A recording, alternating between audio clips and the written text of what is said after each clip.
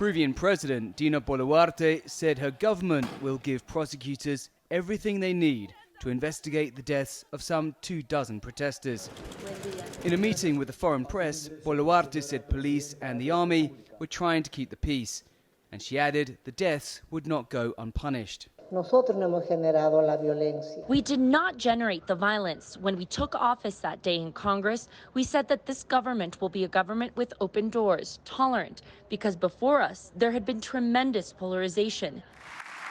Boluarte took office earlier this month after President Pedro Castillo was ousted in an impeachment vote just hours after trying to illegally dissolve Congress. Dina Boluarte, Peru's president of less than a month, vowed to foster dialogue and work towards political stability in the fractured country after its deadliest protests in more than a decade.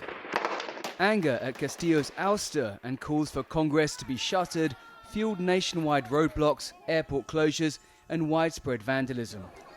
Boluarte, who was previously Castillo's vice president, said she had nothing to do with his removal. Dina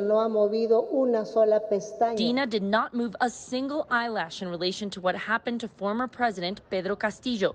He wrongly decided or was wrongly advised. The truth is that I would also like to know why he tried to carry out a self-coup. Boluarte's government implemented a state of emergency, which granted the security forces special powers. Human rights groups have accused authorities of using firearms on protesters. The army has said some protesters used weapons and homemade explosives.